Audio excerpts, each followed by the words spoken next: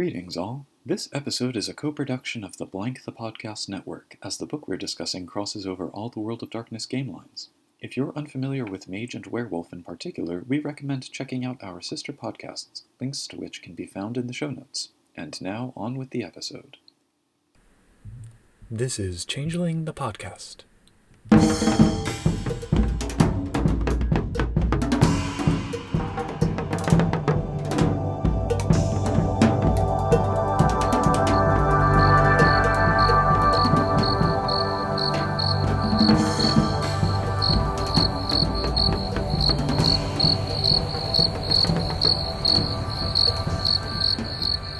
Welcome, everyone, to the Old World of Darkness podcast group of people who like to podcast about World of Darkness things. We are a conglomerate of people not associated with Pentex or any other organization that generates capital, because clearly that's not a terrible thing. I am Josh Heath, and I am joined by several individuals to discuss an amazing book called The Midnight Circus. But who are these other amazing individuals? They are... You said amazing, so I'm going to go next. Hi, Mage fans. This is Terry Robinson with Mage the Podcast. This is Changeling the Podcast.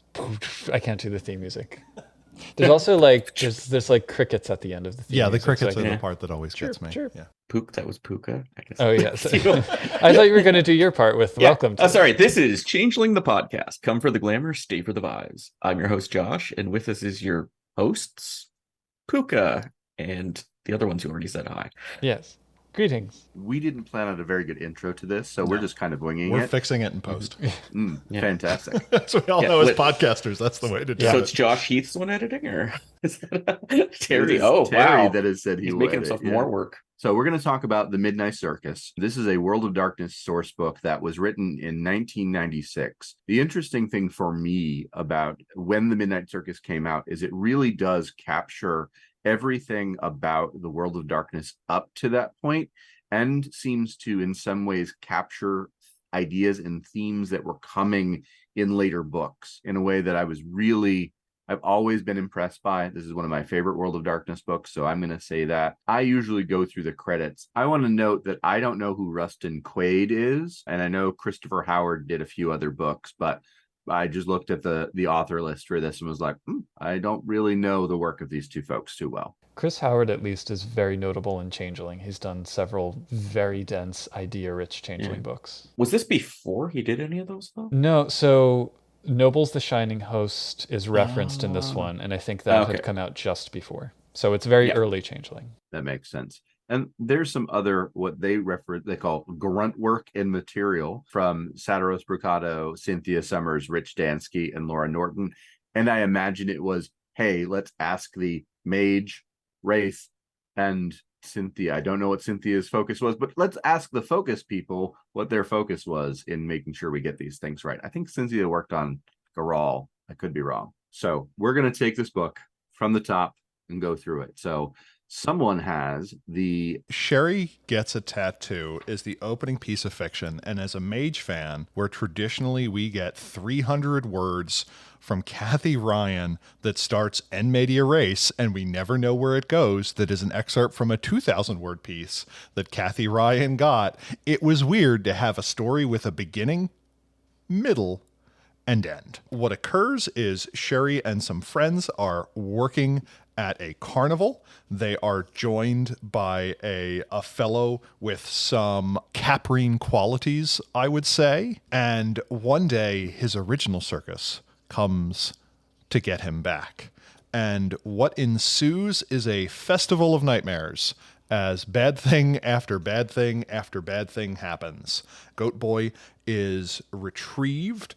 A very well-dressed man with the sartorial choices of a traditional ringleader comes to reclaim him. There are dead clowns. There are menacing mimes, a person with many, many eyes, more supernaturals in one spot than I think have ever existed in any of my World of Darkness games combined. But then again, I run games where it's like, yes, this is a mage-dense area. There are 3. The overwhelming feeling I got from this is, 1, stay in school, kids. 2, it made me painfully aware that anyone under the age of 30, I consider not a fully formed person yet. So it's like, oh, you're a pod being. You still have more growing to do. Are you talking about the writers or the characters here? I think it was the one informing the other, where it's like 25-year-olds writing about 17-year-olds. Yeah. So it was just like, you should wear a coat, Sherry. You should not be out there. But for more detail or more insight, Pook, what did you think? I liked it, I will admit. Curiously, you're talking about from a mage perspective. There's actually very little in the way of mages in this because it's primarily werewolf and changeling themed. But I do like how with the beginning, middle, and end of the story, it is ultimately from the point of view of a human. And I think that in this kind of grand crossover book like that, where you have all these different colliding supernaturals, it's good to have that sort of cipher for the reader who's stumbling into the world and then stumbles back out of it, all that kind of stuff. I think it's good for showing the horror of the circus because some, unfortunate things happen to a lot of people in here. It's that showing rather than telling in terms of the various kinds of evil and the various kinds of entrapment that they deal in. And the coda at the end leaves it open for more, and we do see Sherry later in the book. Yeah, my one note, though, is that Carnivàle ride inspection is something that the U.S. generally actually has on lockdown. It's a multi-day course. You can get a introductory, intermediate, or advanced level of accreditation. It's generally done at the state level, and most of them are pretty rigorous. So that's my one note. So you should have some confidence unless your local Carnivàle ride safety inspector is on the take, in which case, when we cover World of Darkness Mafia, we can talk about that. I have to say, I'm assuming that anyone the Midnight Circus interacts with is either enthralled by someone and or on the take from that would be great if that were the one thing they couldn't penetrate. We're just yeah. The True rides are very Faith safe. 7. You might get murdered when you get off it, but the ride the itself ride won't itself kill is you. fine. The tilt-a-whirl is entirely sanitary. No one's ever gotten hepatitis from it. When we go into that, it actually says all the rides are pretty much safe. Yeah. There's only a couple that are not safe. So maybe they do have a good inspection system. This is pretty standard World of Darkness introduction, but it gets into, actually nails down pretty well the themes of this book, I think. Briefly describing what the Midnight Circus was, how it was originally meant to protect humanity and has been extremely corrupted against that by infernal forces, when infernal forces was kind of vague in the World of Darkness.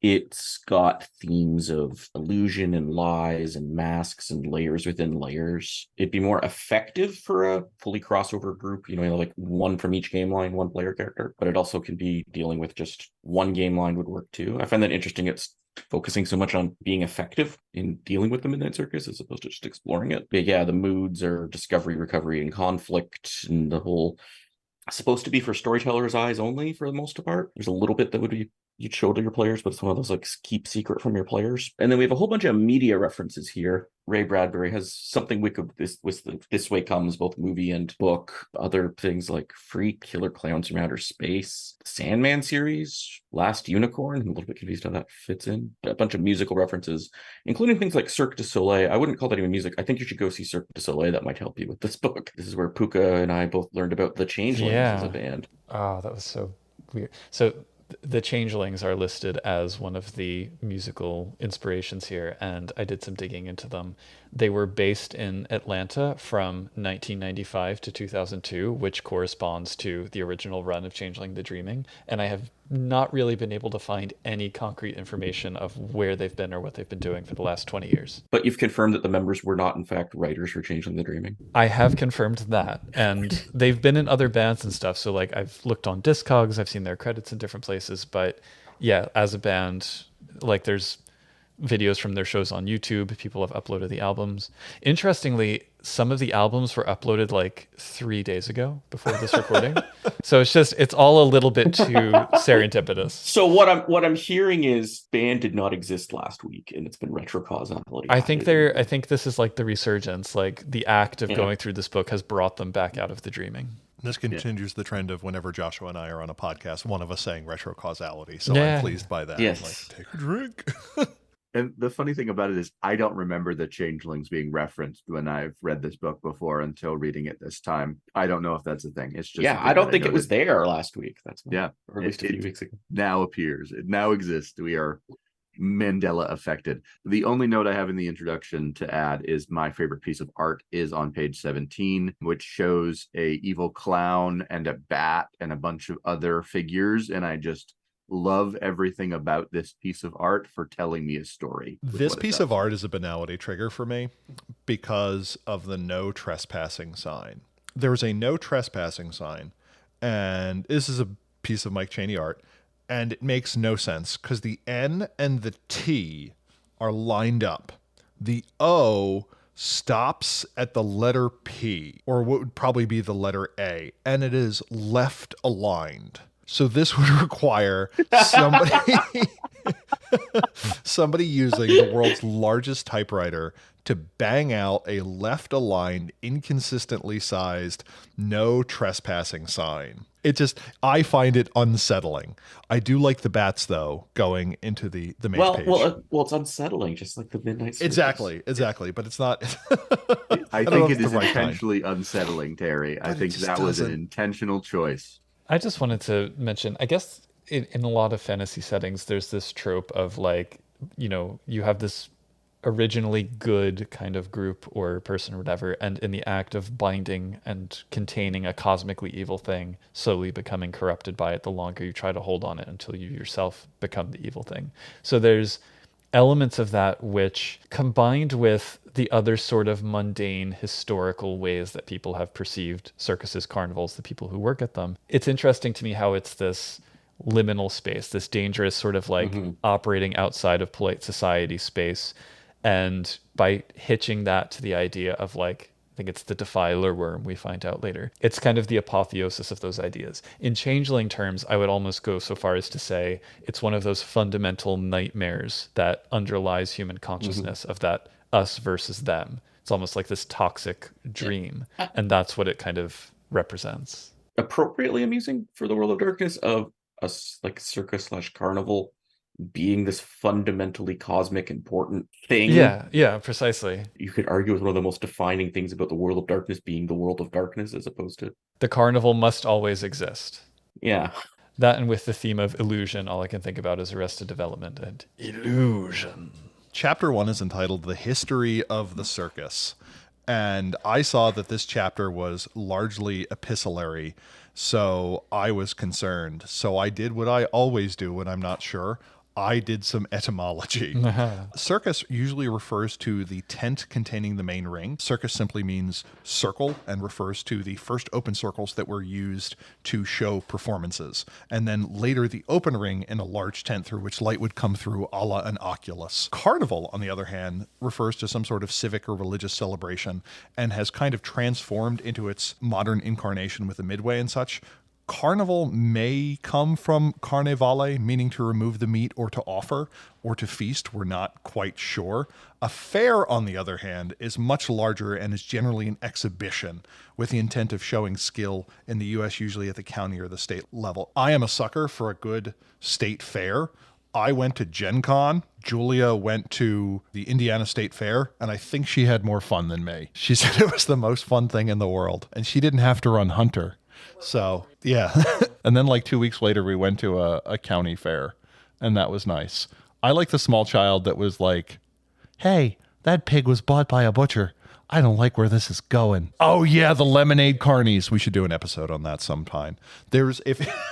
Yeah, I didn't know that someone could sell lemonade while tainted with jor. That is my best way of doing it. Or alternatively, they were wraiths tied to it, or they were mummies using it to regain ba. So the history of the circus proper, it starts with a quote from the Apocrypha of Lilith that someone's been kicked out for teaching mortal stuff. And then we find out about a white-tented gathering in Ionia around 486 BCE, where a group carries around a tree and worships a chthonic god called Kara that is somewhat like Python. It seems to be a meld of this kind of Dionysian and Hadean tradition. We get a letter from Vitus Eligius, who is asking someone to infiltrate the circus after they had gone to visit and find that they already knew him, and they stage this awesome farce showing that they're like, we know exactly who you are. You are not going to find the missing senator's daughter. Then we get a few more pieces from 1857 through 1994 indicating that times have changed and things like animal welfare and maybe one day even human welfare may become a concern. This felt like a very Meiji part of the book to me because it goes Greece, Roman Republic, Roman Empire, Araby, Dark Ages, 20th century. Just what's a Mage game without a 700-year gap in lore? We finally get a long letter from what is ultimately an Aetheryte that kind of represents the straight dope section of what's going on about a person who's been pursued by a crow for 3 days. We find out that Anastasio's old-time lunar carnival and Midnight Circus is empowered by an incarna known as Kara or Karna, a spirit of masks in exchange who receives sacrifices in exchange for curing infirmities. Eventually, this becomes symbolized in the dying and reborn vine that was later attributed to Dionysus. Her symbol was a tree guarded by a white priesthood. Also bound to the circus were the powers of Apophis because, sure, Egypt, why not? Everyone loves that stuff. Vampires found this curious, and one of their numbers, Namriel the Anakite, joined them and offered protection from the night folk. Kara calls to Namriel to sacrifice herself, and she did, and the group's like, well, that was fun, let's go east. Over time, the rites become more Dionysian, and the exchange becomes more whatever Kara thought was appropriate, and potentially taking beauty or power or wisdom as the spirits bound to it thought appropriate. We get the idea that, like, slowly this has gone from, like, one spirit to three spirits to kind of an agglomeration. I don't know that we get too many details on that later on who those entities are particularly. At some point, it is set down that Kara is attended to by a white queen, the white priest, and the Lord of Rains. The Lord of Rains has traditionally been a vampire, at least for the last several thousand years. At some point, the tree died, and the power that it held opposing Apophis fails, and the circus invites the worm, because why not fight evil with evil? This stuff isn't additive. Take that, Special Projects Division. In the late 700s, Astarte joins as a she, and she is still present as the White Queen. Anastasio joins in the 15th century and is now playing the balancing role between entropy and the infernal. That's like saying I am balancing between the poles of shit and crap. We go through a few more vampires, and then Calabras, the vampire, joins, giving us the mage, fairy, vampire trifecta that reigns to this day. The fairy lures in people. Calabras is a master of mirrors and illusion. Anastasio feeds the souls to the spirits of the circus. The letter is from a dead Aetheryte, and they're like, isn't it weird you actually got this off? And they're like, time magic, shit's weird. I'm really glad they kind of had it broken into two sections where it's like, here's old stuff, here's not old stuff. And my first thought is, oh wow, there is obviously some interesting metaphysical things happening in here. This is a World of Darkness book, which means it's going to be 75 chapters until we get an explanation, because we're going to go through all the characters first. I thought this section was effective. Some of the parts looked like a ransom note where you had 7 different fonts on the same page. Like someone's like, oh, I just got Microsoft Publisher, let me show you. Pook has a note in their notes that just says, AKA White Wolf discovers fonts. Subtitle for chapter 1. As always, I like the Vincent Locke art that we got throughout, but otherwise I thought this was effective. I think these are things that in a modern day game, these would be provided in a second section that you could print out and hand to players if you're like, hey, this is something that you find during character research. That's what I like. I think the one thing I want to add to this section is that it really does tie into multiple threads of the World of Darkness, right? If you are the type of fan who has read nearly every book, I haven't read most of Changeling, but I have read lots of the rest of it. And the bits of Changeling I have read, I can see the influence here, right? It is really effective at making those ties, which gives you so many opportunities to get into the story, right? Even if you don't follow anything else in this book, this section and other parts later really just give you inroads, like ways to make it work into your story, that I think this is the epitome of this era of White Wolf's story hook every sentence or every other sentence mentality that they kind of went away from for a while. And I think they really do it great here. This kind of reminds me in reading Darkening Sky, where there's a little thing where it's like, we're not going to bore you with real world history because Wikipedia exists. And I'm like, thanks for recognizing my intelligence, book. And then immediately it launches into some Byzantine, literally, diatribe. And I'm like, no, give me the real world information. Likewise here, I'm like, I'm pretty familiar with the world of darkness. You don't have to treat me like a child and tell me what a wraith is. And then like 3 sentences later, it's like, it's an Inglebred fleshfoot, as we all know. I'm like, yes, I'm familiar with the Inglebred fleshfoots. How about you just remind me so that I know that you know? Footnotes. Yeah. Like link. Just like, look up here. Citation needed. Yeah.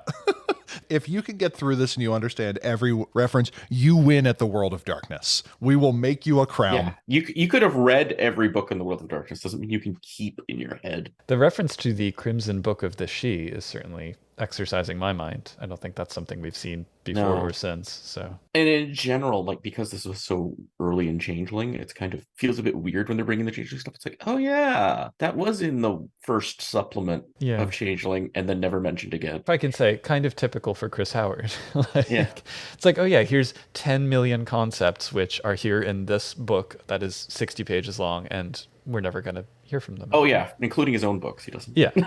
I think I want to add here, and we'll get into it a little bit more later, though, that the trifecta of beings that are the metaphysical forces behind this circus, Terry, you sort of got here, but I want to emphasize that the Defiler Worm and Apophis are both, honestly, in the World of Darkness, elements of oblivion, right? They are creatures that are supposed to destroy and make things nothing, but they exist as 2 separate things here in semi-opposition / balance of each other. And I don't get it. I don't hate it. I just don't get it. Like, I think I would have preferred they were like, oh, you know what we're going to do is we're going to have something that is Weaver-ish or something like that. They could have had corruption versus destruction as opposition. Like, that would still be wormy, both of them. Which I think is what they were going for, right? Yeah. So I'm with you. Like, I'm not saying this in any sort of a negative way, because I love everything else that this book does. But it is the one thing that I was like, we had the tools to make it a little bit more balancy than they did.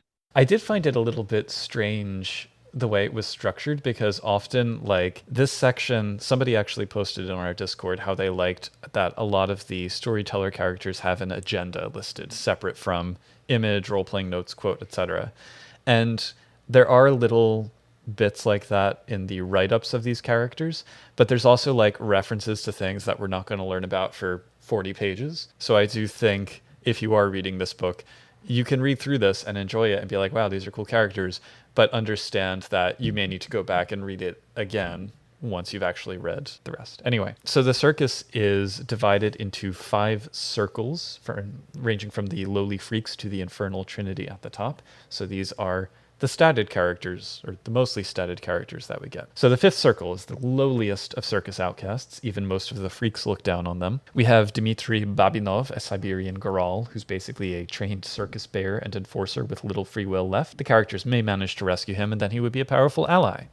There's Tub of Flesh, an 8th generation Nosferatu who has been liquefied by Sasha Vikos. This was quite early in Vikos' career as an overused signature character, so I guess Sam Haight was an ashtray by this point, so they had to. But yes, Tub of Flesh is, quote, ropey strands of moist purple-black meat who functions as a watchdog who nevertheless hates the circus. And that is its quote. He's like, he hates the circus. There's Tamika Tanaka, a Malkavian mime who believes she's constantly acting out a part in a no play. She doesn't speak, which makes me wonder how well she actually uses her power of dominate or her linguistics 5 that she has.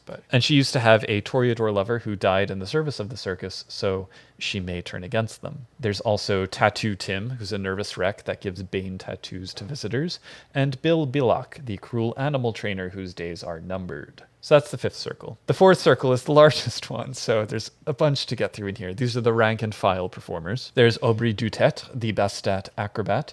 He's athletic, but also enjoys existentialist philosophy because he's half French. He's aware of the circus's evil, but has only recently been getting the will up to make a break for it, along with Belle Starr, a gangrel sharpshooter, who, that's her whole character. She's a sharpshooter. There's Lee Carmody, who's a Cult of Ecstasy Barabbas Nefandus, a jaded beatnik turned carnival barker who runs the Tunnel of Love, or whatever long name it has. And he's moved on from his hallucinogen explorations towards the goal of creating a virus that kills only the smug, stupid, and power-hungry, which he also believes will basically be the entire world. And he's a bad guy. Honestly, out of these characters, he's like mid-tier, I would say. There's the Diaquesto family, which is a little bit on the nose because they are horse riders. They are billed as the 4 horsemen of the apocalypse and are basically regular humans. 2 of them have noumena and 2 of them have kind of cool evil weapons, but they represent death, war, famine, and sickness, and their horses are possessed by banes. Then there's the Scribunda sisters, who are sort of very stereotypical Rom fortune tellers. So take note that the G word is in here throughout because it was 90s White Wolf. But they are Aurora, Meridia, and Fata. They function as kind of a maiden mother crone triad who keep alive the original pure rites of the circus towards the goddess Kara. So they're secretly undermining the evil influences as best as they can. On the other side, you have Orenda Foamsinger, a Garu storyteller, who's part of the Gale Stalkers / younger brother / W tribe, but she has been made to believe that she's the last of the Croatan / middle brother. She's hypnotized to kind of neutralize her because the Garu are the most dangerous foes of the circus. So when they come to attack, she's like, no, it's great here. Don't attack the circus. So she's kind of a deterrent. Then there are the Hetairae, who are 3 incubi / succubi who lure new converts to the circus through sexual attraction. Currently, they consist of Ilanti, an unseelie she-knight, formerly of Skaha, turned courtesan, Rati, a Toreador high priestess of sexuality, and Alexander, a cowardly Silverfang snared by the Carnivàle, with a bane inside him that, at a word, can make him sort of foolishly and self-destructively brave. And I kind of like that, a trigger thing, but... We also get the note in here a couple times that the Carnivàle is one of the few things able to penetrate the shadow curtain of Baba Yaga around Russia. That was a thing that was happening in the 90s. And there's also Flexible Helga, an aging temptress. Need I say more? She's morally flexible. She herself only has dexterity of 1. Yeah. She's flexible in her opinions. Yes. Then we get the Freaks. They live in a pressboard maze. At the top of the bill is the Pentex-created Fomor, Mr. Bile, who resembles a demented booze-sodden Muppet with 2 heads. But he loves the circus for finding his place in the world, which generally consists of entertaining jaded Gen Xers with gross-out body horror. The other freaks listed here include Mulella the Mule Girl, the scarecrow-like Bane called Burlap Boy, Herm Aphrodite, the Bearded Lady, the Barlow family of little people who function as secret police armed with silver, McTargart the dog-faced detective and a helpful tough guy with a heart of gold, and Vesuvius the Fire Eater, who apparently used to be a law student and beat poet. There seems to be a lot of characters like that where they had like, here, take these 2 qualities and then the actual supernatural role that they have in the circus and just mash them all together and like out pops a character. When you have to make 400 of them, that's what you do. Well, I know recently, you've had this experience with generating your character cards. So it's that kind of pick and save kind of thing. Then we have the Carnivàle hands, which are the operators, vendors, etc. They're mostly humans who have been worn down by their circus jobs and only suspect the true nature of the circus. They include the elephant keeper Klaus Rahn and the Raisons, a trio of Quebecois acrobats who are kind of on edge about their jobs. And I like that there is this population of superstitious, semi-ignorant, but capable mortals as like core characters for this setting. I think it would be interesting to have a game from that perspective too. That's the 4th circle. So then the 3rd circle is where the characters start to have real influence within the Carnivàle, often having personal followers. We have Dr. Owl, who's not Son of Ether, but an Electrodyne engineer, mad scientist with Arete 6, kind of a relic of the Technocratic Union, who applies Enlightenment-era views to the Museum of Oddities that he curates, some of which are presumably fey, because the book notes that his banality kind of numbs them into compliance. His assistant is the lion-faced Leon Carpenter. These names, Leon the Lion. There's the Cone of Flesh, who is a 9-foot-tall cannibalistic fomor, often mistaken for a pile of rancid mayonnaise, but it likes wearing makeup and a tiara, and it runs the freak show and it just wants to be loved. So how many giant puddles of flesh are in this? Just 2. There are Just only the 2 2 so far. Just the 2. Yeah. But speaking of names that are a little on the nose, you say Leon Carpenter is Yes. a little, I think Cone of Flesh is a little on the nose. Yes. Well, I don't know that it even has a nose to It might be on someone else's. someone else's. There's Koba the Clown, formerly known as Yiryev Sacha, a Fomor who wants to become chief clown and take over all the comedy acts of the circus, for which he's willing to use his considerable gun skill, army of subordinates, and training in German avant-garde theater. I love this character. There's Zimbra, who is a hulking specter that used to be an executioner in London, but now serves the circus to indulge his dark and sadistic appetites. The three mystics are a trio of mages who peddle their wares and offer advice from a small, unobtrusive tent. They consist of Kuan Yin, the Chinese necromancer, Sergei the orphan, who's a hypnotist/dance instructor, and Herr Fiddler, an actual Nazi aetherite nefandus covered in not enough lava burns. Then we have the court of Astarte, more on her in a bit. These are the changelings who have prestige from being associated with that powerful fae. They include the Summer King, who's an arrogant resurgence Erishi, formerly of House Aelil, who runs the Renaissance Fair part of the circus. Ringwain, the she formerly of House Fiona, who's a lost one and a harpist, and close friends with Astarte. Calypso, the issue bard who secretly plots to take over the court. Mr. Quigley, the diminutive Boggin jester, and 3 troll guards. So not a huge amount of variety, I would say, but it was the early days of Changeling, so they hadn't, fully explored all of the possibilities yet. The second circle are the ones who have been with the circus a long time and have accrued some real power. They are the seconds in command to the Trinity. We have the bishop, who's a chorister nefandus and the head clown currently, who sings to bring salvation to the masses through comedy, but he's not actually very funny, so his shows seem to be part sermons for conveying his brand of proselytization. Then Mr. Flint is the Korax paymaster and head spy, who has been gradually corrupted and seeks to advance within the circus. And Baroque, the Samedi keeper of the dead, who was formerly a necromancer overlord in Tibet, but now cultivates an illusionary appearance of a friendly, dapper Jamaican fortune teller. He wants to oust Calibris and take his place in the Infernal Trinity. The Infernal Trinity makes up the first circle. The circus must always have 3 leaders, but the current occupants can be replaced. They are the most powerful of the denizens, but also the ones most bound to the circus's existence. They, we are told, resist the entropic undertow only through their great strength of will, canny maneuvering, and help from outside sources. So we have Calibris, the magician. That's his title, not his actual, He is a 6th generation Toreador who was invited into the position in the 1600s by his counterparts, Astarte and Cavendish, as part of a plot to oust his predecessor. He's an artist of illusion that he picked up from years of hanging out with the Ravnos. His magic is woven throughout the Carnivàle, and because he's the only one of the 3 without demonic investments, occasionally the god figure of Kara sneaks through and makes him do good things, which he hates, because he's evil. Then there's Astarte. She is the Autumn Queen and opener of paths. She is an ancient chief, formerly of House Fiona, and a lost one who has been with the circus on Earth since the late 8th, early 9th century. She sees herself as managing the entropy of Apophis or Typhon to bring about winter in order to then bring about spring. So it's sort of classic Shadow Court stuff. And she's the one who moves the Carnivàle around. She is their guide, but her true goal is to bring back Arcadia. She's also got a bunch of fun treasures, so. And maybe, I think, the only changeling or fae that we see in the entire game who actually has demonic investments. I can't think of any other ones who have gone that road. Lastly, there is Devin Cavendish, a.k.a. Anastagio, a.k.a. Yaw Guild, a.k.a. the Ringmaster. He is a chorister nefandus, though they don't list his arete, which I found very curious. That's how powerful he is. Yeah, he's beyond arete. He joined the circus in the 1400s and seeks to buy off his debt to the stockholders who have granted power to him and to the circus.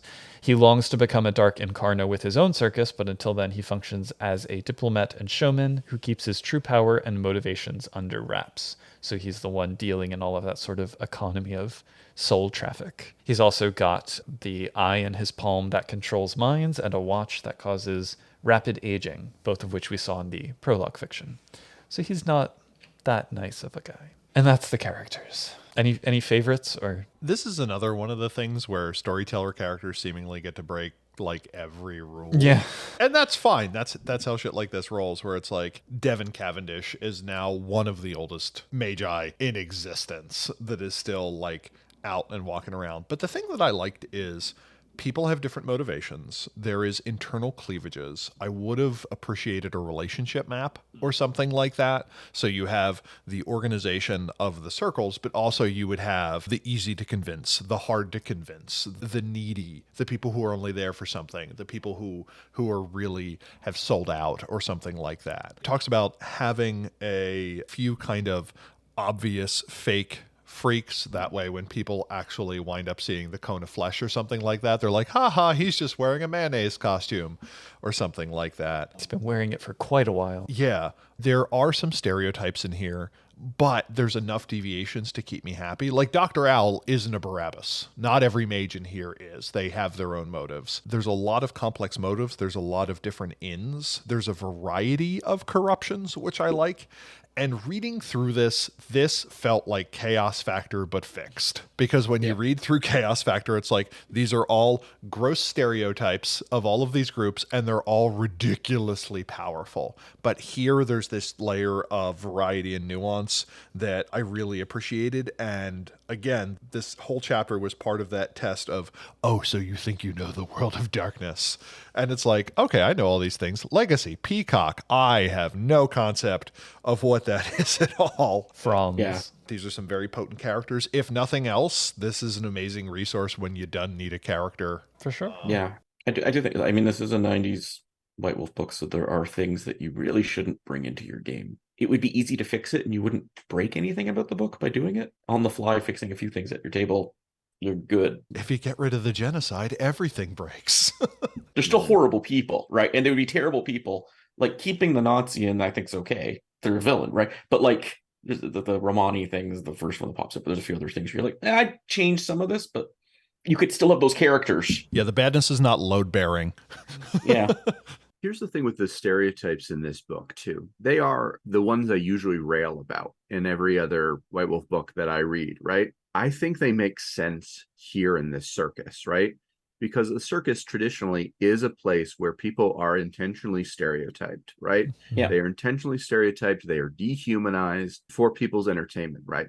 I'm not saying that's a good thing. I'm saying it is an excellent set piece for honest, like, games that look at those things and go, man, in 2023, circuses really aren't a thing anymore. Why? Well, this is why. You know, if you run through the Midnight Circus and your game is set in 2023, you're going to go, this is horrible. Why did people do this, right? Why was this a thing?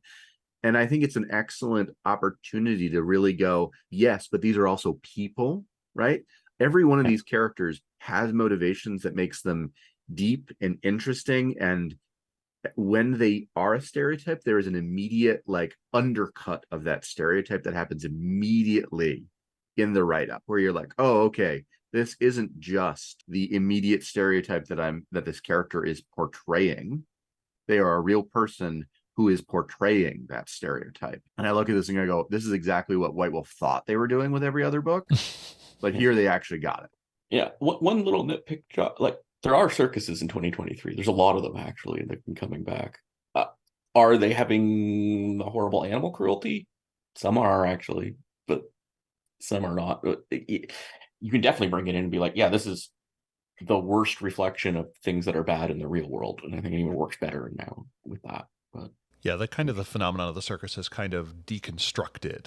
I mean, Cirque du Soleil comes out of the Montreal school that was just trying to being like, we're going to double down on clowns.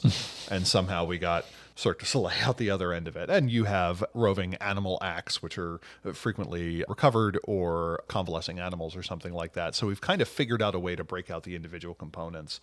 The thing that strikes me is one of the recurring things is like, what horrible things to us are you willing to put up to just to be appreciated and have a sense of belonging and a sense of place? And also, just because I think a given thing is terrible, it is frequently the case that the characters like so what? I have to eat live chickens regularly. Job's a job. Like, I don't know how anyone could do that. That is more reflecting my biases. That is reflecting my assumptions more so than theirs. And I think that is useful. There's another way that with a bunch of slight tweakings, we could create a version of Midnight Circus where nothing is wrong. Where the veneer is still there, but there isn't anything seedy beneath it. And it is just another way of living. And I appreciate that kind of vantage too. Yeah. I wouldn't do that in my game for this though, because I think having the corrupt evil thing, there's corrupt evil things in the real world too, right? Oh yeah, and it provides and plot. In the world of darkness, you need corrupt evil things. Yeah, it's not the noontide circus, right? I think this is just the space where it feels like, even reading this, and I've read this over and over and over again throughout the years, so I feel like I keep coming back to it, right? The opportunity to do that and never coming away going, this is unusable. I've never felt like that. I've always felt like I can use this nearly as written with a few adjustments to make my players comfortable, right? Because we mentioned this at the top, if we keep the intro that I made, that sexual assault is a theme throughout this story. So you may not use that, right? That's something that most players are uncomfortable with, but having it as a background element of this question that happens in the story, I don't think is actually inappropriate necessarily, again, with the right boundaries given to your players as you're kind of talking through that. And it's not played for laughs or anything like that. A horrible thing, and maybe players don't want that, and that's fine. You can take it out then. But I think I have players who'd be like, yeah, having this in is good, because this is reflecting the real world too, right? So. Yeah, and when something is played for laughs, it is specifically to make you uncomfortable. Yeah. So. And that brings us to chapter 3. The circus, right? And the circus, this chapter is effectively the set pieces for the NPCs to interact with. I really like how this book is set up in that way, right? Where it gives you the characters, it then gives you the places they can be, the things that they do in those places, and you can use them as you want, as a effective toolbox of different elements. As you're walking around a circus, you're going to go a different way than someone else. Like, every time you interact with it is going to be different, and that's cool the way it's designed. So you get the attractions first, which it starts with the big top, right? The big top being the largest tent in a circus, where you have the main act, and it gives you the equestrian act. We talked about that with the Questo family, right? And it tells you what their act is like. You get this act about elephants. When I was a kid, every circus had elephants, right? It was a thing. So you've got them here. You've got the trapeze act. You've got this dancing dervish act. And again, these use the different characters from before. So you've got Aubrey Duterre, you've got Sergei Kuntilov, but Sergei, right? You've got these characters in their various places. You've also got a tiger and wolf act. The wolf acts being black spiral dancers who have been stuck in lupus form. You've got the magic show, Calabras's actual illusion show, where he never uses real chemistry to do his magic. He's just using actual illusion techniques, and he's probably the top of the illusionist tier in the world. He is one of the best illusionists in the world. Then you've got, to me, my favorite part, the clown information. Bishop's Clown Review. I have to stop here and say this. Before I discuss clowns, this was the book that got me interested in clown history. And clown history is one of those things that when you say to people, they look at you like you have 10 heads, right? Why would you care about clown history? For me, diving into what clowns used to be, the purpose of clowning, the purpose of the types of storytelling that clowns did and do, is really fascinating. It started as a religious ritual, potentially, where people would put on white face paint to indicate that they were your ancestors or the dead who were coming back into the world to tell you a morality story. That got built into early church history and early church performances, passion plays. Again, utilizing either puppets or people to indicate the dead going through a morality story of sin and hopefully redemption. Usually not redemption, because the story was about, if you fall into sin, you're stuck and you're silly and you're ridiculous because you have allowed yourself to do that, right? So that said, that tiny bit of history, I have hours that I could talk about clowns. These two clown groups, Bishop's group is a traditional clown group with the connection to the religious tradition, the Catholic tradition, particularly of that Passion Play style of clowning, right? Bishop thinks he's funny, but isn't. And that fits, again, that style of clowning, right? But then you've got Koba's Progressive Clown Show. Koba's Progressive Clown Show is both a modern clowning style in that the jokes are supposed to be taking apart the human issues in society, right? But what I love about these two clown groups in particular is that Koba's group are revolutionary communists, straight up, and Bishop's represent the conservative Catholic style, while also representing these two drastic different types of clowning. I find that dialectic perfect. I think they should have a poster that says, "Seize the means of fun." Yes. Or something like that. Yeah. Yes. It is everything to me. Everything about the way these two clown groups is set up is both perfect from a clown perspective and a social commentary perspective. But then you've got Blotto the Clown and Clown Alley also. You have the third group of clowns who are sad clowns. They are clowns that have really, they just kind of wander around and do little clown acts, right? And they are cast-offs from these other clown groups who are just not wanted by either of them, and offers an excellent inroad for building alliances with characters within the space if you want to get into clown politics, which I do. I want to get into clown politics. Can I read my favorite part of Blood of the Clown and Clown Alley? The stench of decay and cheap alcohol permeates their tent. It is not uncommon for one of the clowns to be hallucinating with a case of the DTs, the delirium tremens, screaming about gluttonous monsters.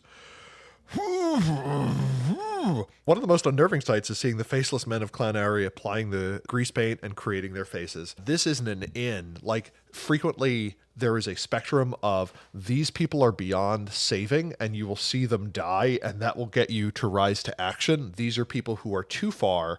This person is a canard or a canary and this person is the one that you could legitimately work with. And seeing that spectrum here and just the, we don't see mentions of the DTs a lot in World of Darkness books. That's no, it's a thing that's not referenced often. From the clowns, which are absolutely my favorite part, from there, you get into the rides and amusements. You get the Tunnel of Unmentionable Desires, the Tunnel of Love, right? It is a horror show location, right? It is a ride that takes you through all of the dark things that are happening in the circus. And if you are not paying attention, you're going to miss all of it. But effectively, the entire story of the circus is here in the Tunnel of Love. And I find that awesome just on its own, right? You get the Ferris wheel. The Ferris wheel is Apophis. It is one of the forces of oblivion. If you are in the Shadowlands, you can see that it just is this sucking void, pulling in wraiths and destroying them, seemingly gleeful, right? Like this a lot, except that it's only in the Shadowlands. I would also bring it over into the Umbra, right? Where there are both reflections of it.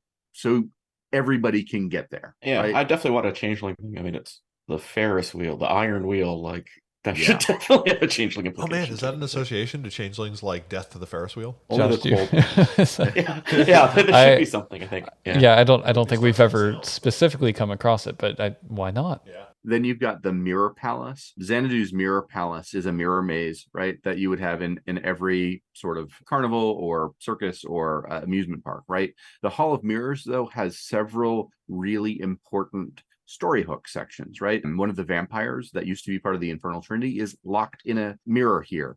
It is very interesting that he is a Tremere. If you don't know about Tremeres and mirrors, you should go look that up, because this is a way to hook you into a bigger vampire story if you wanted to do that. You've also got the first mention of a small girl who is the messenger of Apophis. She has snakes on her arms, and she is effectively his avatar within the circus.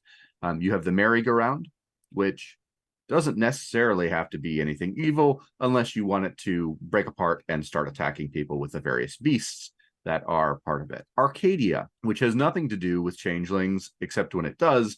Arcadia, in this case, is an arcade, right? Where you play all the newest video games done in the World of Darkness style.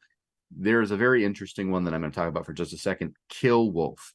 Here's what's really interesting about the Kill Wolf video game. It is effectively designed as a werewolf killing simulator, but what the elite troop of Action Bill commandos are helping the Native American village, and the werewolves are the antagonists trying to stop them from helping the Native Americans.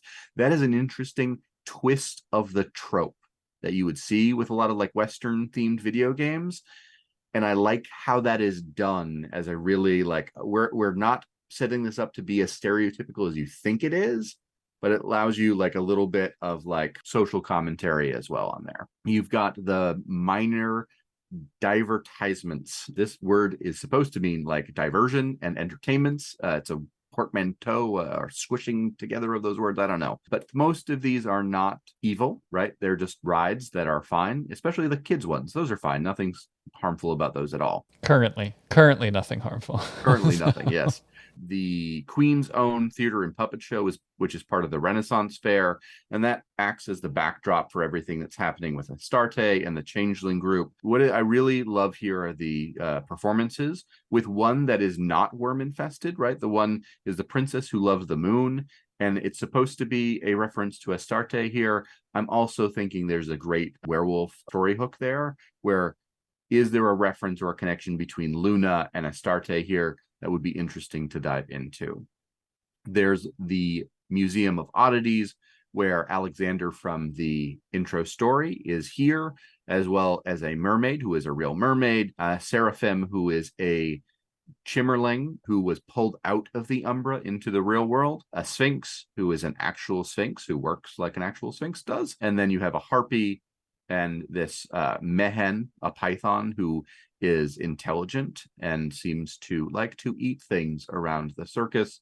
So they have kept Mehen locked away until he starts chanting in Egyptian and Aramaic, just for some, awesome ambiance to the circus, right? The chanting in Egyptian and Aramaic, like who doesn't do that to unwind at the end of a long and tiring day? Oh yeah, I mean that's just get 2 drinks in me and bam, Yeah, no, just the enema elish just comes out of there it. you go. Exactly.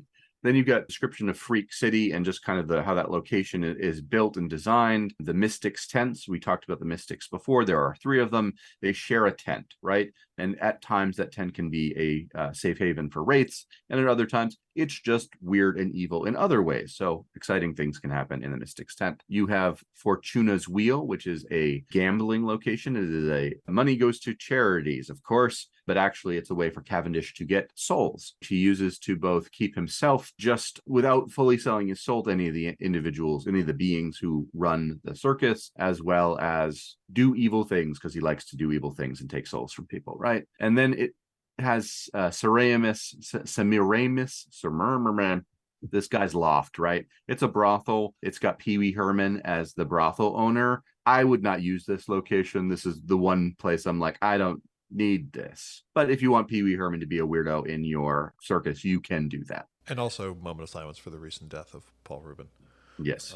Who didn't deserve to any of the like negative stereotyping that he gets in this particular book. You also have the tattoo parlor, pizza stand, and things like that. But what is really awesome about this chapter is the end of it here, where it tells you what's really going on, right?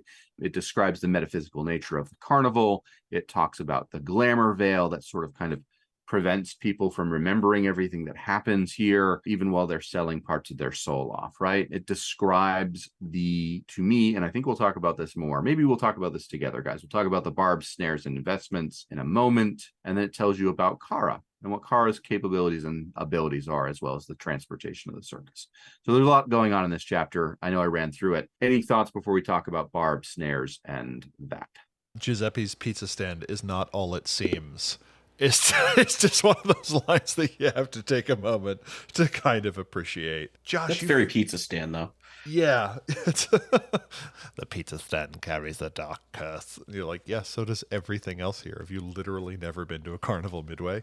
Again, as Josh mentioned, I like the fact that regularly they are slightly subverting tropes. The Mystic's Tent is a genuine place of reprieve. The loft can be a place of recovery for certain characters. It is fundamentally different from like the Tunnel of Love, which Yeah. shows you your dark reflection, whereas the loft is more of a notion of indulgence. Yeah, it's not all cartoon evil where you go, this is so obviously bad, why would anybody be okay with this? And I forgot to note, Ferris wheel is named after the inventor more so than the material, but I do like the idea that they would have a misspelled one that were like Ferrous, and it were just this giant cold iron thing, which would be structurally unstable, but still, that would be like one of the best FUs to Arcadia. Like, this is what it takes to hold back Arcadia. I think that could be interesting. As someone who has not been to many circuses, carnivals, fairs, etc. in life, but has been to more Renaissance fairs than I care to admit, I liked how that was the vector of Changeling stuff, was to have this Renaissance fair mixed in. And it's a mobile freehold. Can white people appropriate their own history? Yes. Yes. The answer is yes. So let's talk about these barbs, snares, and investments, right? During our conversation pre to the show, right, there was this idea, there was this comment made that it was really nice that they created a system for this place. And it, almost a wish that White Wolf had done this more with supplements, right? Where you're trying to theme a specific story, create a mechanic that fits that particular thing that you're looking to do. And they do that with the Chronicles of Darkness, right? Shout out to Chronicles for doing that right. This system, I don't know. I like it as a concept. The thing that sort of bothered me about how to use it was that it didn't seem fleshed out enough to me. Like if I were storytelling and I had an occasion to give someone snares or even a barb, it's like, I'm not sure how I would determine how many to give. But I like the fact they note things like, if you get out of the clutches of the circus, all but 2 snares fade. So you never really get away from it unless someone powerful intervenes. But yeah, I mean, to your point, I like that this is a sui generis system that we don't really see anywhere else. And it's the kind of alternative metaphysics that doesn't really fit cleanly into any of the other specific games, but it works in this setting. So I dig that. I thought the ramp down was pretty fast. Yeah. Like, I wish there had been more metaphysical information on where this energy goes. Like what the shareholders demand, some more information about them. We get a little more information later on that kind of plays in with that, but that to me was the one part it was missing. So you accumulate snares, you get things in exchange for it, from just a momentary reprieve to an item to a level of sphere magic. Those get converted into, those are snares, those get converted into barbs, which represent like the totality of the hold of the circus on you and your ability to resist it. And at each level it is systematized. So at 3 barbs you're at -2 willpower for the purposes of resisting the circus, and at 5 you become an NPC, which is kind of how it goes generally. And then you have investments, which are kind of like a side thing and require explicit bargaining, maybe because Mage already has a pretty extensive infernal investment system that pops up over the course of the various books of madness. I thought it was a pretty good start and a way of systematizing it, and also I like it as a storyteller because it shows the players you're being fair, kind of.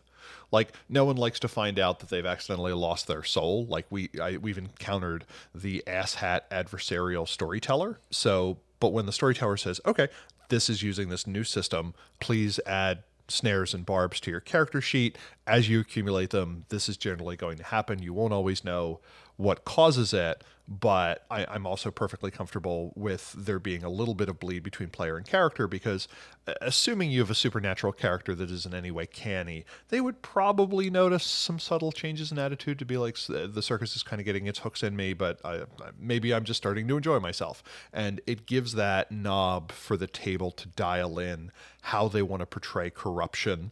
And again, to prevent one of the things that this book does excellently, preventing the cartoonish display of corruption. It'd be very easy if the player character's like, you know what, I don't think this is worth it, and they'll leave once the thing starts. Like, there's a long lead up where they could do that and they're not really that screwed by it. You're like, but you have reasons to stay, and that could feel like you chose not to, because you sort of did, but it's just that you can encounter the circus and go, nope, and run away, right? Which I've seen happen. I've run the circus, I don't know, several times, and I've had players do that multiple times, where the circus has been in town, they have noticed it, and they have said, no, we're not grabbing that story hook, right?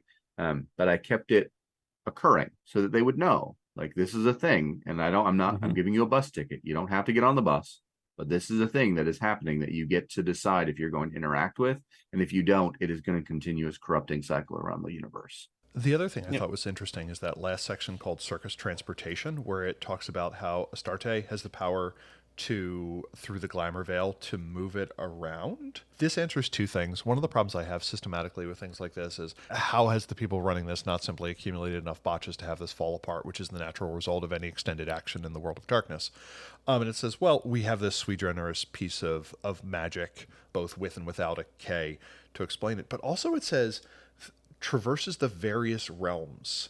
And I want to see the game where this pops up in the Dreaming, where this pops up in the High Umbra. And what does it mean for well-meaning Jaglings and Gafflings to suddenly be at a carnival? Yeah, imagine Puka like the Midnight Circus in the fields behind, you know? Oh, yeah. Setting up outside of the Boggin cottages and everything. Yeah, for sure. Yep. And the only place it can't go is Arcadia. So it really has access to everywhere, including the Shadowlands. And yeah, it would be an awesome thing. Outskirts of Stygia, there's the Midnight Circus. Well, I like the idea of it being there and it just being like, there, everything is dark enough. It's just good, clean fun. Like, better than the hierarchy. We're all joining the circus. Well, and I mean, I don't know Wraith that well, but my understanding is that given the way the territories of Stygia are run, that something which distracts the resident Wraiths enough to keep them in line would actually be something they'd be into. So, Yep.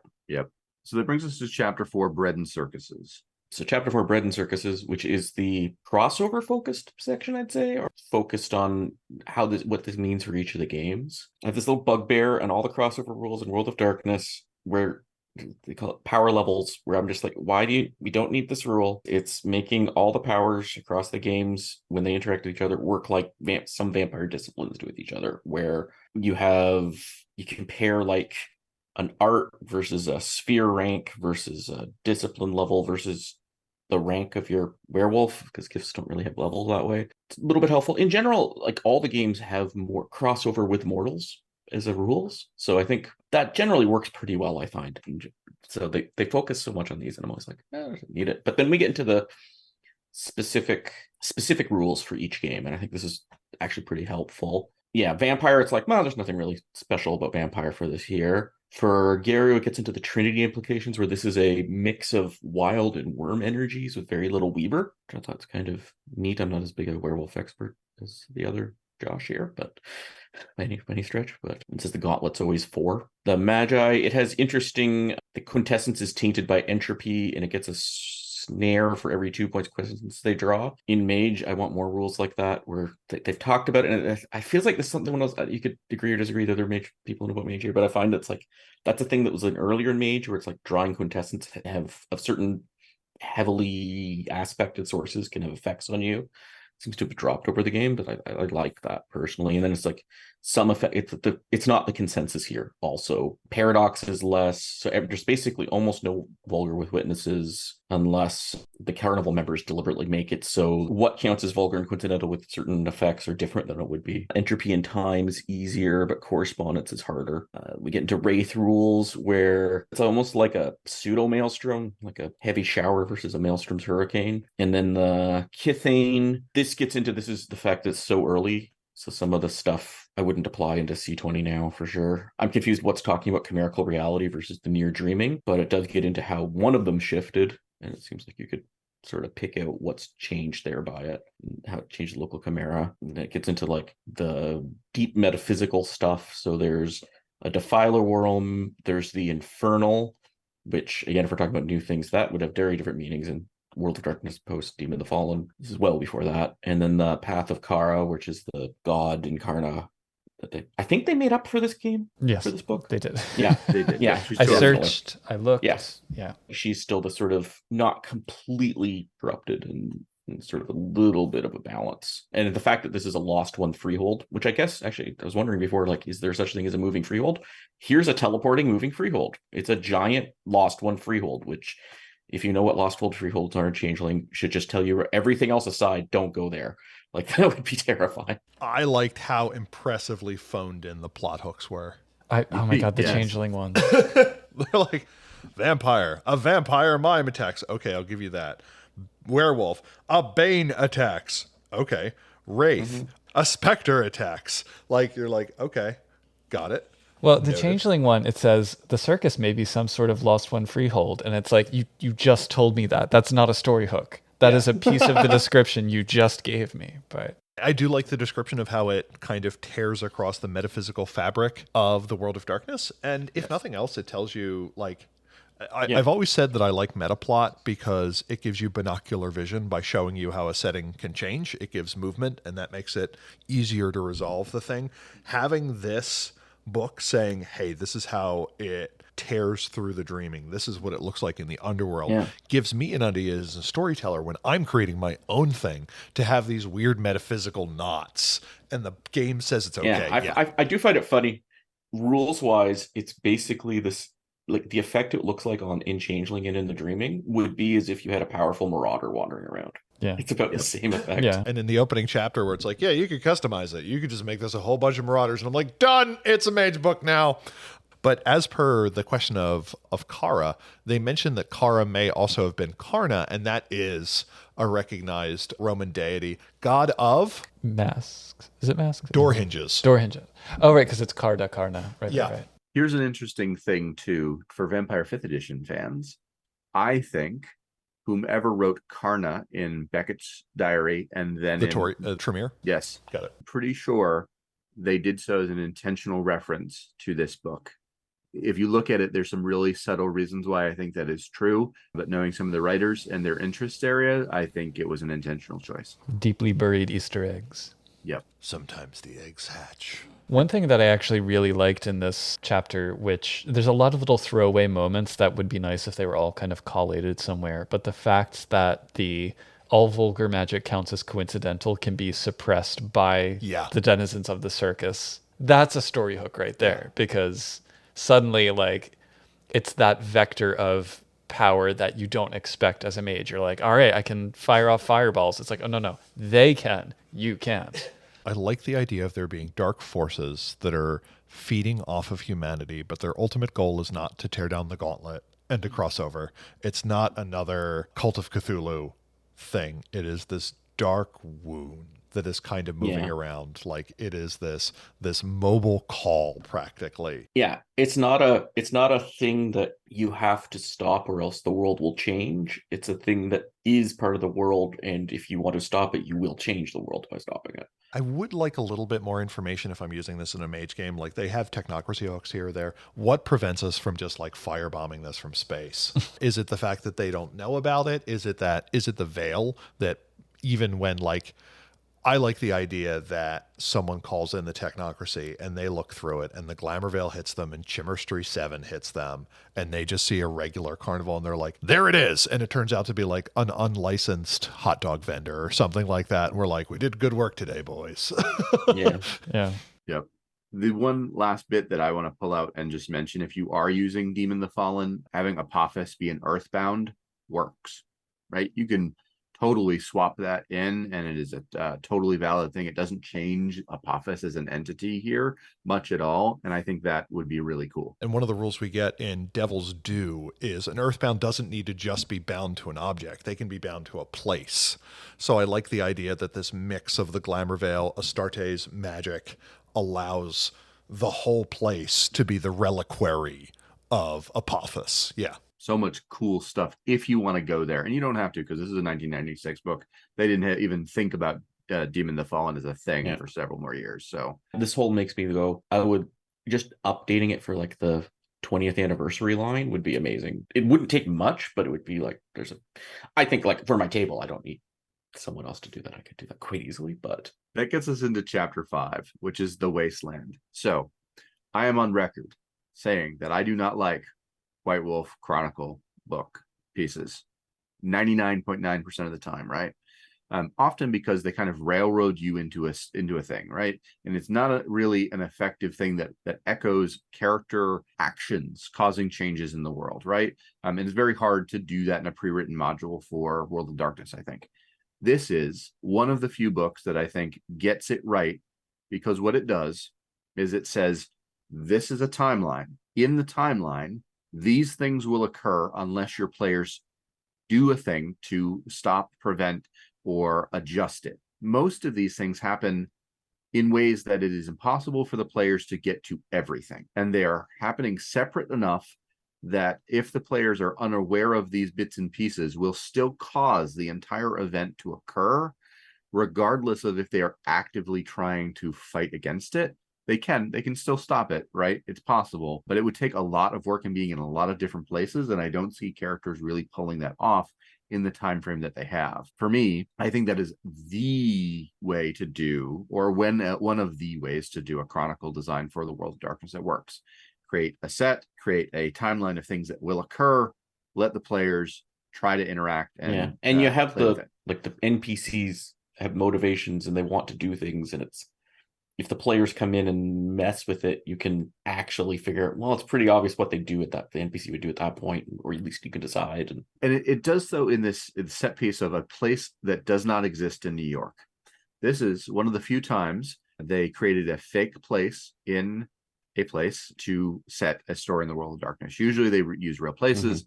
And in this case, they created this element of New York called the Wasteland, which is supposedly in Westboro. That doesn't exist. Yeah. The Valley of Ashes watched over by the eyes of Dr. T.J. Eichelberg. Yeah. It actually, it really frustrates me that they set that up by saying, unless the players are native New Yorkers. It's like, no. Players who are native New Yorkers would well know that this is all invented out of whole cloth. Characters, on the other hand, may not. That was like my Hunter games where I'm like, first question, is anyone here from Right. Dayton, Ohio? I've done that before where I'm like, okay, I'm going to set this thing in Boston. And someone's like, oh, cool. And I'm like, shit, that's a set, right? It's in this Westboro place and the circus moves in, right? It shows up.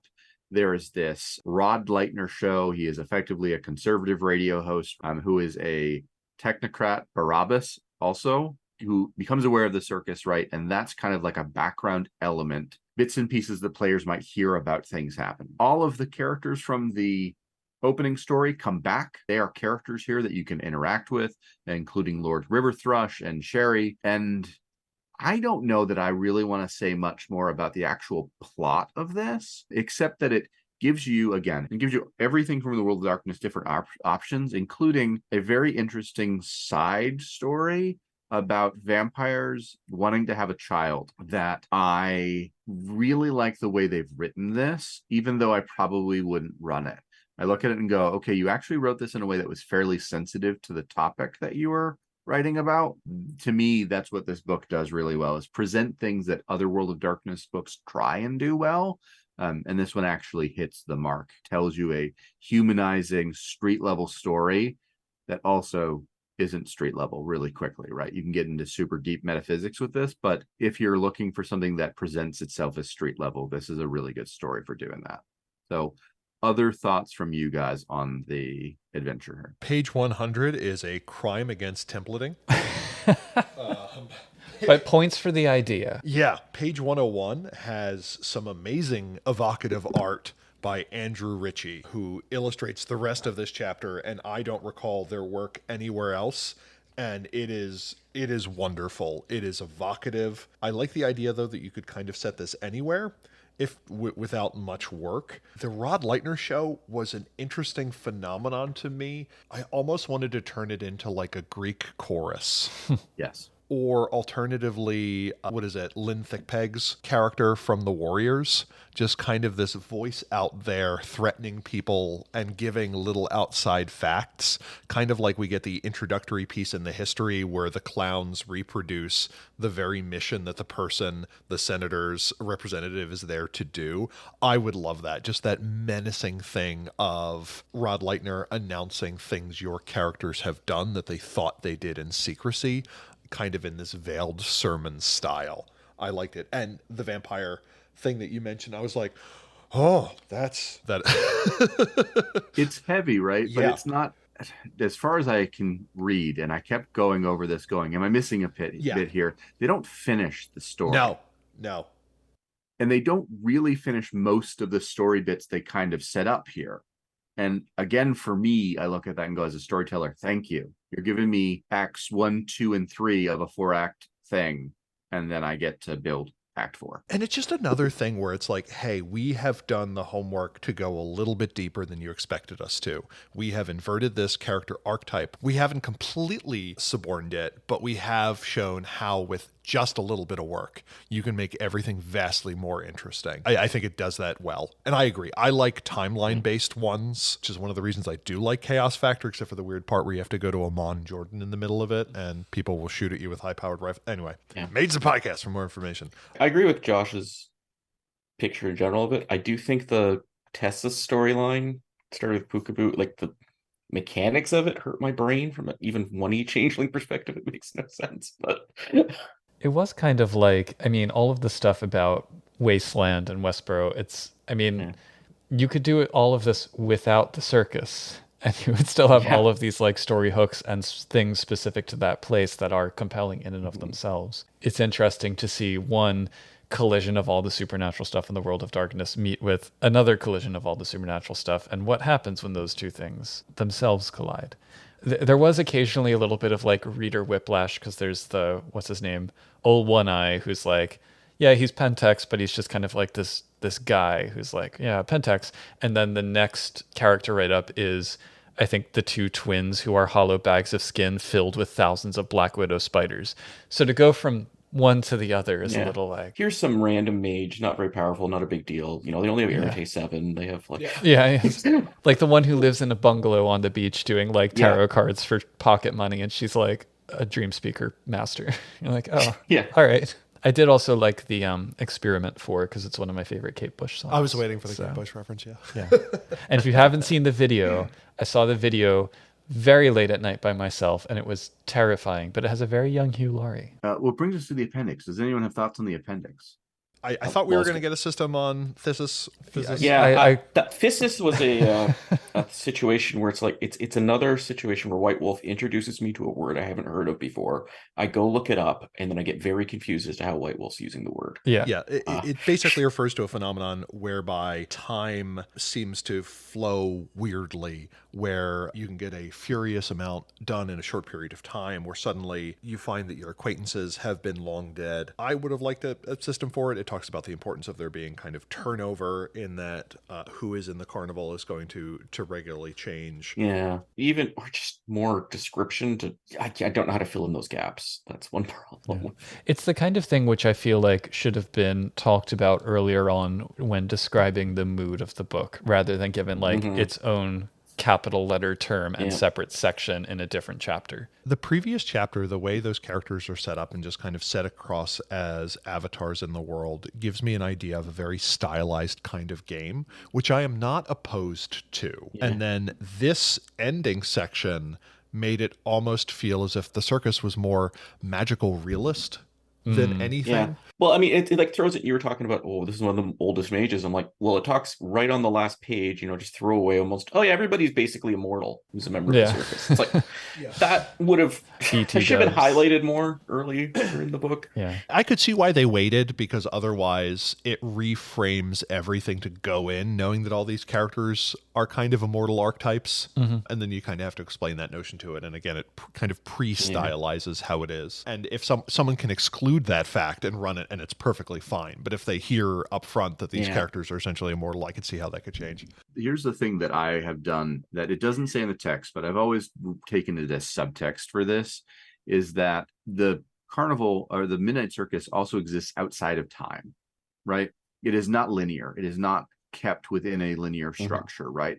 It can move into the 1300s if you wanted to do so, as if it was just in the 1980s. To me, that allows some of these weirdnesses of that to just exist, where it makes that make sense, right? It makes that's how they have elephants, right? 2023, yeah, exactly. You don't have to do that. It doesn't say it in the text, but that's just always been a subtextual thing that I've built to make it work for me in my head. Part of that liminality that the circus kind of embodies is anachronism, and that opens up a whole bunch of possibilities. But I do think structurally for the book, adding in the appendix was a bit weak, like the way they did it. The section on friendship, I mean, So useful. The real circus is the friends you made along the way. Don't give me a header to tell me that sometimes people make friends with each other. Like, I know that. Yeah. And then the next one, which is only a bit longer, is going for the rules of immortality and how if you die, you come back. It really felt like at some point they told them the number of pages they had to work with, and then they ripped off the delete key. I feel like it's like, oh, here's the notes that we had from each section that didn't get into the book. Let's just paste it. Okay. Yeah. It reads like that for sure. Yeah. Or this is something the developer gave the writers, who was like, oh, by the way, keep this in mind. But it's only 2 pages of confusion, so it's a weird it's an appendix for a reason, I think, but it is a weird little appendix, right? I also like the disappointed moon that is very clearly in the text. That looks like a moon that is disappointed that it was its birthday and it thought it got to pick what ice cream they were gonna have, but someone else's birthday was the same day and they had to compromise. I was thinking very awkward smell, but I think you're more right on that one, Terry. Yeah, that's the stinky moon, the sigil of the Midnight Circus. And the thing is, the moon, the idea of the lunar circus, right, is a theme, is a term used throughout the book. If you're a werewolf person, and I am, having Luna involved in this circus seems almost obvious, right?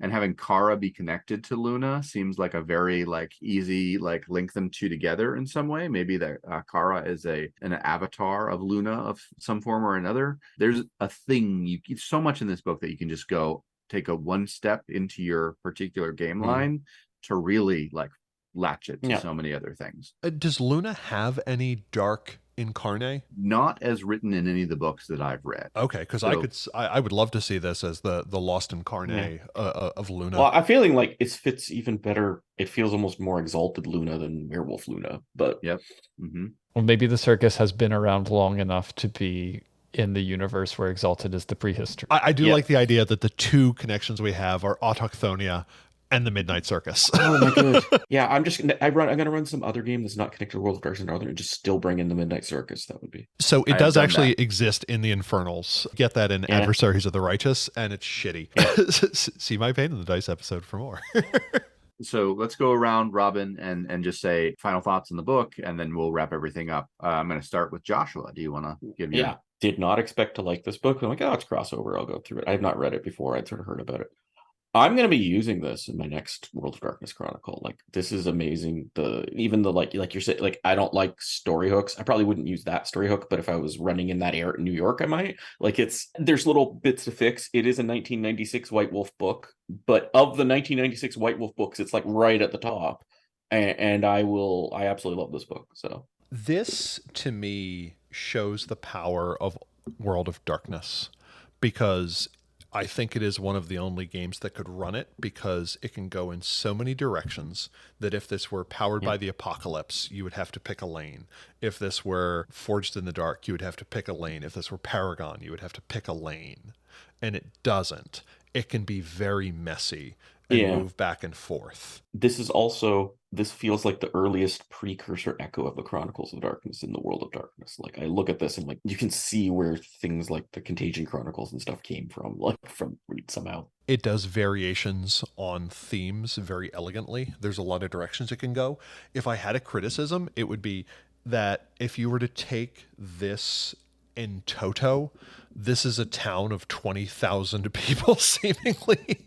At that point, it's not a traveling circus so much as seemingly like a travel casino entertainment complex. But I mean, I don't think it was intended to be used necessarily in total. Yeah, it is big. It feels like there's the X in Toronto or something. It's that scale, not taking over that parking lot outside the grocery store. Yeah, but at the same time, it could be the place that its powers to bend space or would allow it to do that. It's bigger on the inside, as it were. It is rich. It is well written. I never felt like I was being talked down to as a reader, which is something that can kind of creep in. As a Mage player, since the developer voice in Mage has always been so strong, I find it refreshing to just see how other people are doing it. And I think this was a great example. Yeah, I thought this was going to be kitsch. I thought this was going to be camp. It is none of that. This is the most nuanced presentation of a circus I think I've ever seen. So when he said, okay, this is Chaos Factor done right, and I'm like, yeah, I was expecting Chaos Factor part two. Yeah, well, so following off of that, it's been a long time since I read Chaos Factor, but in terms of this book's suitability as a crossover title, something that kind of kept coming up as I was reading it is crossover. You know, there's always that point of reference, and they even say, you know, whatever game you're running, pick your point of reference. But the way a lot of the books that do crossover are written, it's very much one game or more than one game forced into another. And looking at it this way instead is that between the core game lines, you have this interstitial space, and that's where this book lives, and it really owns that fact. It's not trying to be vampire and werewolf and mage and wraith and changeling simultaneously. It's being its own thing, and there are these ports of entry for the other games to come in. So I do like that, and I say that as someone who tends to balk at crossover in general. Like, I know we talked about Blood Dim Tides several podcasts here. Yeah, exactly. Yeah. The difference with Blood Dim Tides is like, here's how to use Blood Dim Tides in your mage game. Here's how to use it in your vampire game. You're doing changeling game. This is a crossover book. It's not just a book for the world of darkness. And it doesn't feel like you're sacrificing any of your themes to do it. You get additional themes even. Yeah. Ones that you generally might not get in some other games. I do think it's just by the fact that this is how Chris Howard writes and the book only had a certain number of pages, I do feel like there were a lot of things which could have used more detail that I would have liked to see explored more fully. I would have loved to see a 20th anniversary update for this. Hint. And all 400 pages of it would have been very helpful. Yeah, exactly. Yeah. No. Since this book came out, there are, I think, other media we could point to, other ideas about other story hooks we could point to. We had our TV Inspirations episode just recently. We recorded it and we talked about the show Carnivàle as an inspiration for Changeling. And I think it fits even better as an inspiration for an updated Midnight Circus. Or if you have less self-respect, season 4 of Heroes. But there was a creepy, dark carnival thing in media zeitgeist, but it feels like if this is connected to it, I had to have started it. Like it was before that started. I mean, they reference Freaks, which is the 1930s. So there's a history to it. Or at least the revival or whatever. Yeah. Batman Forever. I was thinking that was roughly like the same time. So. Rob Zombie or that's some of the other ICP. Kiss Psycho Circus or all sorts. Alice Cooper. Carnivàle, like you said, yeah. Josh, what did you think? Well, pretty much anywhere at some point or another, I've gushed about the Midnight Circus being my favorite World of Darkness book, and it is. And it is because, as you guys all said, it intelligently weaves in all of the elements of the World of Darkness in a way that allows you to really dive deeply into the themes and echoes and internal struggles that the World of Darkness often is trying to get you to, is trying to present to you. And it does so in a way that 100% work. Yes, as we've mentioned here and there are bits and pieces that I would adjust and change, some language that I would probably not use in here. It never belittles the characters. It never belittles the real world reflections of human beings who lived in these spaces. It doesn't take carnies or any of the people that would be associated with a circus and treat them poorly without being a reflection of how those places often did treat those people, right? And I like that it treats the material respectfully, but then does not shy away from saying, this is an evil carnival, right? Not every circus is like this, but every circus has echoes of these things. And I think it gives you a good entryway into really incorporating that into the game in a way that I think would be really powerful for people to use. I've used it constantly. I've used it in games that are not World of Darkness, right? It is a regular theme for me because it does all the things that it sets out to do really well. So I would recommend, and I keep recommending it to people, and people keep having the reactions that Joshua and Terry had, like, oh, it's going to be kitsch. It's going to be something that I don't think does crossover well. But it does, because as Puka mentioned, it pulls you out of the World of Darkness and says, here's a different set piece. It exists in the World of Darkness, but it is its own thing, and it allows you to have multiple pathways into the circus to experience it, maybe fight against it and leave, or be trapped forever in the circus and gleefully enjoy devouring all of your player characters, which is a thing you can do. So those are my overall feelings, which brings us to the end. The end of this show. In the meantime, if you find yourself out there in the world of darkness, ensure that you keep your arms tightly wrapped around it. In the dead pool of Changeling Carnivàle-related ideas that could be worked into the unique dastardliness of the Midnight Circus, we've dredged up a few more that could make an appearance in your game. These include the Calliope of Poisoned Skies, a goblin-built steam organ that produces foul and foreboding weather, cursed funnel cakes that enchant the unsuspecting consumer, and flying monkey chimera kept in a golden cage until they need to be released into the crowds, where they pick pockets, tussle hair, and occasionally devour unsuspecting toddlers separated from their parents. Said Idea Pit is available for dredging thanks to the support of you, the listeners, and in particular our patrons, Derek, Dorcadus, Oreo, Raskaboos, Sandsugar, Sija, Terry Robinson, and Tricerabeth. If you'd like to get a shout-out at the end of each episode, please consider signing up for our Patreon at www.patreon.com/changelingthepodcast. We also appreciate reviews left on your favorite podcast listening platform, and please feel free to tell your friends and marks about our show. Thanks for listening, and until the circus rolls back through town, keep on dreaming.